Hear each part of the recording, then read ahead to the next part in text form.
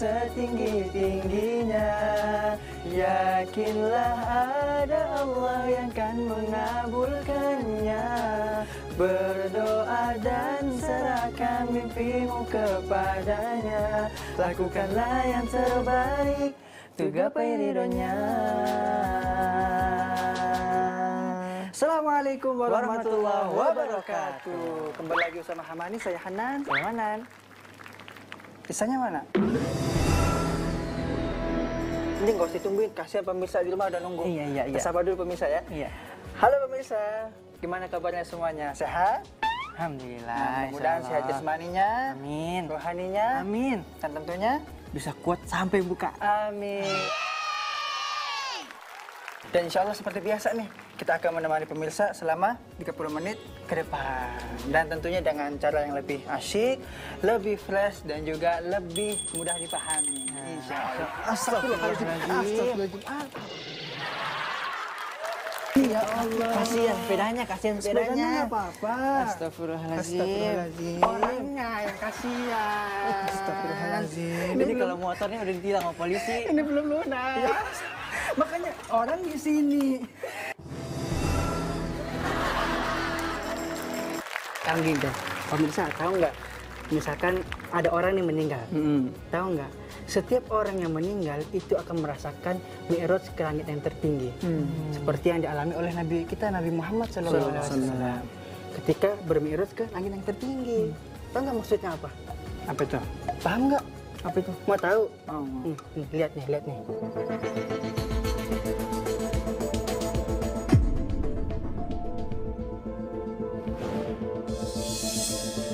Pemirsa Hasanah, semua kita, orang-orang mukmin, siapapun kita, akan dimi'rajkan Allah Subhanahu wa Ta'ala, dibawa ke tempat yang tinggi, melintasi langit, negeri para malaikat Allah, hingga tempat tertinggi. Hal ini mengingatkan kita pada mi'rajnya Nabi Muhammad SAW ke langit tertinggi. Seperti itu pula yang dialami setiap orang mukmin nanti. Kapan hal itu terjadi? Ketika roh kita dicabut malaikat maut.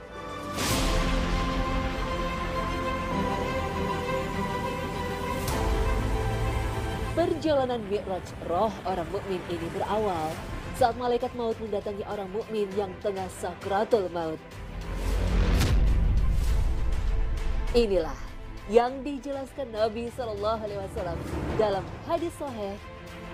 Sesungguhnya hamba yang beriman ketika hendak meninggalkan dunia dan menuju akhirat, turunlah malaikat dari langit.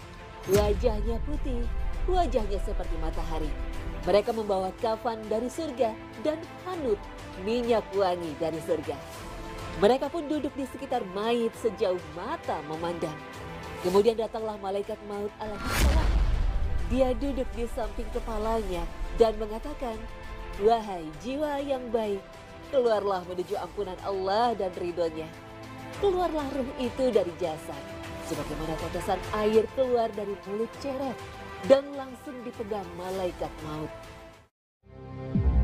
Para malaikat yang lain tidak meninggalkan walaupun sekejap, dan mereka langsung mengambilnya dari malaikat maut. Mereka memberinya kafan dan hanut itu. Keluarlah ruh itu dengan sangat wangi, seperti bau parfum paling wangi yang pernah ada di bumi. Para malaikat ini pun naik membawa ruh itu.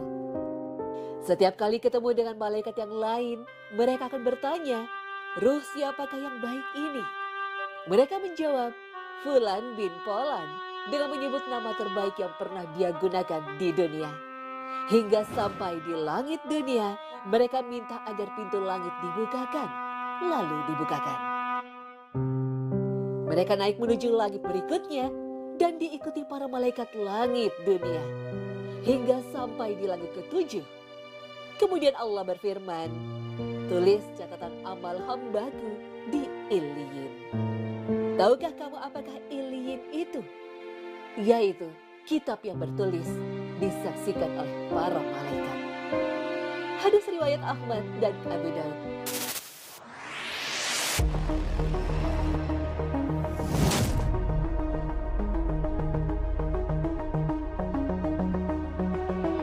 Sebaliknya, roh orang kafir akan mengalami perjalanan yang penuh derita dan penghinaan. Bahkan langit pun tidak diizinkan untuk dilintasi. Ini pula yang disampaikan Nabi SAW dalam hadis Azib bin Bara, bahwa Nabi SAW bersabda, sementara hamba yang kafir ketika hendak meninggalkan dunia dan menuju akhirat, turunlah para malaikat dari langit yang bengis dan keras. Wajahnya hitam. Mereka membawa masuh atau kain yang tidak nyaman digunakan dari neraka. Mereka duduk di sekitar mayit sejauh mata memandang. Kemudian datanglah malaikat maut dan duduk di samping kepalanya. Dia memanggil, wahai jiwa yang busuk, keluarlah menuju murka Allah.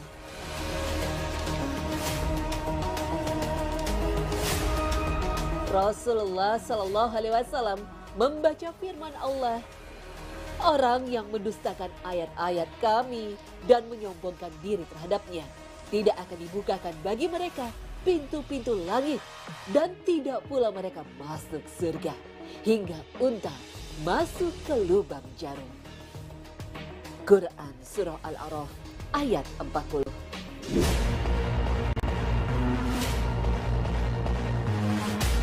Kemudian Allah berfirman, tulis catatan amal hambaku di Sijjin, di bumi yang paling dasar. Hadis riwayat Ahmad dan Abu Daud.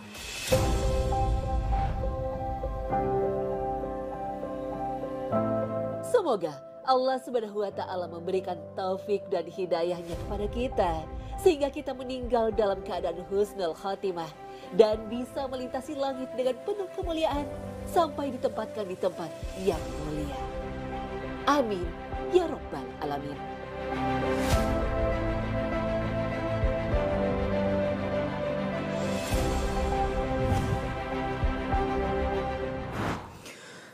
A'udzu billahi minasy syaithanir rajim. Bismillahirrahmanirrahim. Al-Haqqah mal-Haqqah wa ma adraka mal-Haqqah. Ada yang lagi ngaji. Ngaji di taman begini mau pamer. Ngaji di masjid. Ini nih, nggak tahu nih. Yang namanya ngaji mah boleh di mana aja. Mau di taman, di masjid, di angkot pun juga boleh. Boleh. Masalah hati mah biar kita sama Allah yang tahu. Iya, orang aja berbuat keburukan terang-terangan berani. Nyolong. Dempet-dempetan yang bukan itu mahramnya jalan tuh bukan berani. Nah, kita ngaji di umum aja masa nggak berani, harus jauh lebih berani. Betul. Tapi nggak ngomong gini. Apa tuh? Kamu kan ngaji dari itu? Iya dong. Dalam sehari habis berapa jus? Sehari nih, Sehari. minimal. Iya. Bentar, hitung dulu. Wih, nih rumahnya banyak ini. Banyak ini. 5 jus. 5 jus, Masya Allah. 5 jus itu ya termasuk jus mangga, apel, alpukat, sirsak, tomat. Buku Palembang. Maksudnya Ya, jus itu jus yang dalam Al-Quran. kita ngomongnya jus. Ya makanya bedain antara jus sama jus. Ngomongnya jangan pakai kuah juga Ya kan. makanya biar paham. Muncrat. Iya. Udah nih. Jangan ribut nih, aku punya nih rumus biar kita bisa hatam dalam bulan Ramadan. Ada. Ada. Gimana caranya tuh? Al-Quran ada berapa juz? Ada 30 jus. Ada 30 juz. Nah, setiap juznya itu ada 10 lembar. Jadi kalau kita mau hatam minimal 1 kali dalam sebulan, 1 hari kita harus baca 1 juz. 10 lembar berarti. Iya. Biar nggak berat dibagi-bagi kan 1 juz 10 lembar. Ya. Dibagi. Habis subuh 2 lembar, habis zuhur 2 lembar, habis asar 2 lembar, habis maghrib 2 lembar, dan habis isya 2 lembar. Jadi sehari terkumpul 1 juz. Bisa tuh sehari 1 jus. Bisa. Apa nggak doer tuh bibir? Emangnya diantuk tawon doer. Justru semakin banyak kita baca Al-Quran di bulan Ramadan, pahalanya semakin banyak. Amin. Karena ini bulan Ramadan, pahalanya Allah lipat gandakan. Amin.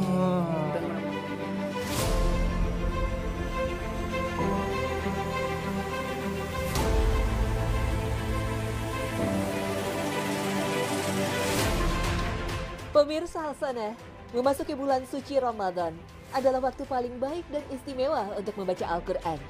Karena Ramadan adalah bulan Al-Quran. Salah satu yang membuat bulan Ramadan menjadi bulan mulia adalah karena Al-Quran turun di bulan Ramadan. Turunnya Al-Quran di bulan Ramadan juga membuat malam Lailatul Qadar menjadi istimewa. Bulan Ramadan adalah bulan yang di dalamnya diturunkan Al-Quran sebagai petunjuk bagi manusia dan penjelasan-penjelasan mengenai petunjuk itu dan pembeda antara yang benar dan yang batil.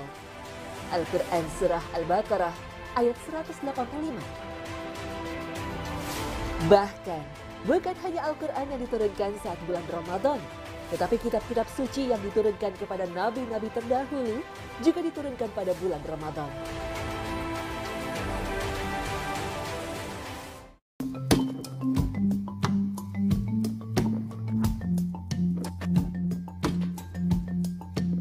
Imam Ahmad dan Tabrani meriwayatkan dari Wasilah bin Al-Asqa bahwa Rasulullah SAW pernah bersabda, lembaran-lembaran suci Ibrahim diturunkan pada malam pertama bulan Ramadan. Taurat diturunkan pada hari ke-6 bulan Ramadan. Injil diturunkan pada hari ke-13 bulan Ramadan. Dan Zabur diturunkan pada hari ke-18 bulan Ramadan.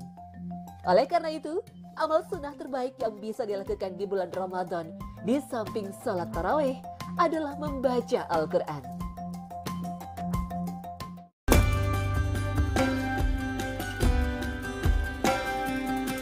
Rasulullah SAW setiap bulan Ramadan membacakan Al-Quran di hadapan malaikat Jibril. Ayat-ayat suci yang diterimanya dari malaikat Jibril selama setahun, beliau bacakan kembali kepada malaikat Jibril saat Ramadan. Pengkhususan Jibril terhadap bulan Ramadan tentu menjadi sinyal kuat bahwa Ramadan benar-benar waktu istimewa dan pantas menjadi waktu belajar dan membaca Al-Quran. Imam Bukhari dan Imam Muslim meriwayatkan bahwa Abdullah bin Abbas radhiyallahu anhu pernah bertutur, Nabi SAW adalah sosok yang paling dermawan. Terlebih lagi di bulan Ramadan ketika Jibril menjumpainya untuk tadarus Al-Quran. Jibril menemui beliau di setiap malam Ramadan untuk tadarus Al-Quran. Ketika Jibril menjumpainya, beliau adalah orang yang paling dermawan, lebih dari angin yang bertiup.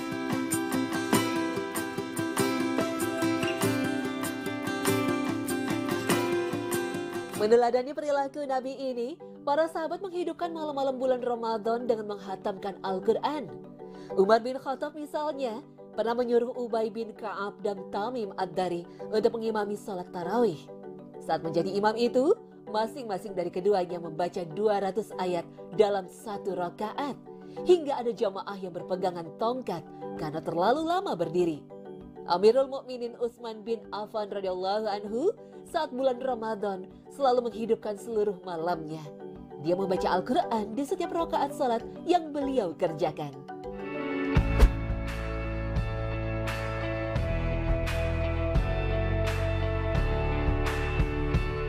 Orang-orang soleh dari generasi setelah sahabat juga tidak pernah meninggalkan kebiasaan ini. Mereka selalu meningkatkan volume bacaan Al-Quran mereka di bulan Ramadan, baik di dalam salat maupun di luar salat. Ulama tabi'in Qatadah biasa menghatamkan Al-Quran setiap pekannya. Jika datang bulan Ramadan, beliau mampu menghatamkannya setiap 3 harinya, dan di 10 hari terakhirnya, beliau mampu menghatamkannya di setiap malamnya. Imam Asy-Syafi'i bahkan di bulan berkah ini mampu menghatamkan Al-Quran sebanyak 60 kali, selain Al-Quran yang beliau baca di waktu salat.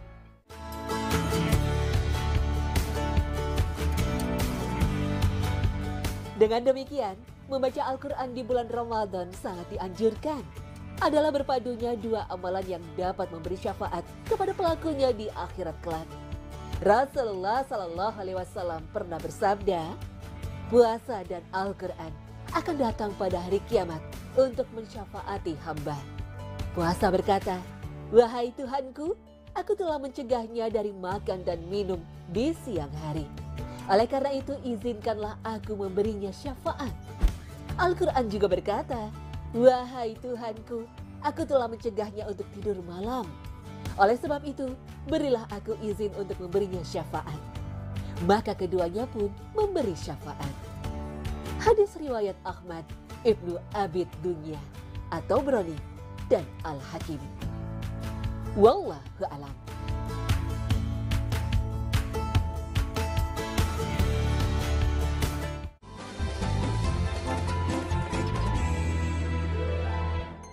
Nah, semakin banyak kita membaca Al-Quran, itu salah satu tanda kita cinta sama Allah. Betul banget tuh pemirsa. Tapi kalau kita cinta sama Allah juga harus cinta sama Rasulullah. Pun begitu juga ketika kita cinta sama Rasulullah juga harus cinta sama Allah. Cinta sama Allah. Ya, mending kita lihat nih tausiah dari Ustadz Dasat Latif. Dalam Al-Quran ada 3 perintah Allah yang sifatnya serangkai. Artinya tidak diterima perintah yang satu apabila perintah rangkaiannya tidak dilaksanakan. Mana itu perintahnya? Yang pertama, atiullah wa atiur rasul. Taatlah engkau kepada Allah dan taat pula lah engkau kepada Rasulnya. Artinya orang yang taat kepada Allah tapi mengkhianati Rasulullah, taatnya kepada Allah terhapus. Demikian sebaliknya, taat kepada Rasul tapi mengkhianati Allah, taatnya kepada Rasulnya sia-sia. Taat kepada Allah. Taat kepada Allah itu sederhana, Pak. Ringkasan orang taat kepada Allah itu sederhana. Apa itu? Kemampuan melaksanakan perintah Allah dan kesanggupan menghindari larangan Allah. Itu saja. Dalam agama ini sederhana. Taat, hindari larangan Allah, lakukan perintah Allah. Selesai. Dan alhamdulillah Allah memberikan kelonggaran. Soal perintah, laksanakan perintahku kata Allah sesuai kemampuanmu. Saya tidak bisa wudu, Ustaz. Wajibkan kita wudu kalau mau sholat. Tapi Allah kasih keringanan kalau kau tidak bisa kena air. Apa? Tayamum. Saya tidak bisa puasa, Ustaz. Kenapa? Saya sakit, Ustaz. Allah kasih keringanan, silahkan bayar fidyah. Saya mau haji, Ustaz. Tapi tidak mampu. Itu rukun Islam. Tapi saya tidak mampu. Boleh kau tidak haji. Disesuaikan kemampuan. Kalau larangan sifatnya mutlak, tidak bisa ditawar-tawar. Kalau sholat kan tidak bisa berdiri, duduk. Tidak bisa duduk, Ustaz. Ada bisulku. Baring. Tidak bisa baring, Ustaz. Salat pakai isyarat. Mana namanya sholat pakai isyarat? Tinggal matanya, Pak, yang dikasih goyang-goyang. Allahu Akbar. Bismillahirrahmanirrahim. Allahu Akbar. Itu isyarat. Tangan pun sudah tidak bergerak. Itu pun tidak mampu, Ustaz. Sholat pakai dalam hati. Mulai takbir sampai salam, baca dalam hati. Bayangkan lagi ruku, baca doa ruku. Bayangkan lagi sujud, baca doa sujud. Itu pun tidak mampu. Gampang. Bungkus, bawa dikubur. Ayo. Allah kasih keringanan. Tapi yang namanya larangan tidak boleh ditawar. Ustaz, saya tidak bisa berzina, Ustaz. Kalau saya tidak berzina, Ustaz, pingsan saya. Anda boleh, bos. Ustaz, saya tidak bisa ndak teler. Saya harus mabuk, Ustaz. Kalau saya tidak mabuk, mati saya. Bohong kok. Tidak ada. Larangan tidak boleh tawar-tawar. Tapi perintah boleh ditawar sesuai kemampuan kita. Orang yang taat kepada Allah dan mengkhianati Rasulullah sekarang mulai banyak. Sekarang mulai banyak. Oh, bagus sholatnya. Bagus puasanya. Tapi cintanya kepada Rasulullah mulai lentur. Hanya yang begitu Pak. Sekarang anak muda pelihara jenggot dibilang radikal. Padahal itu sunnah. Kalian juga yang pelihara jenggot, jangan kau hina yang tidak pakai jenggot. Saya dimaki-maki di Facebook. Ini Ustadz Dasat cerita-cerita sunnah. Baru kau tidak pelihara sunnah. Saya bilang, kenapa kau tuduh saya tidak pelihara sunnah? Buktinya kau tidak pakai jenggot. Ya mau diapa kalau tidak mau tumbuh? Saya sudah kasih minyak malah mengamuk mama istri saya di rumah. Kasih kotor-kotor bantal ini Pak Ustadz. Terus kayak kasih minyak Pak supaya tumbuh. Sudah. Ada lagi anak muda, celananya jingkrang agak tinggi ke atas, dianggap lagi radikal. Padahal itu sunnah. Kalian juga yang melihat saudara-saudaranya kakinya tidak di atas mata kaki, celananya jangan hina. Sama-sama. Kita sama-sama puasa, sama-sama sholat, sama-sama haji, sama-sama rukun Islam kita. Jangan saling mengkafirkan. Marah Rasulullah kalau melihat kita seperti itu. Cinta kepada Allah, banyak juga yang mengkhianati Rasulullah. Begitu juga sebaliknya, taat kepada Rasulullah, tapi mengkhianati Allah. Percayalah, orang yang cinta kepada Allah dan taat kepada Rasulnya, maka hidupnya akan mulia dunia sampai akhirat.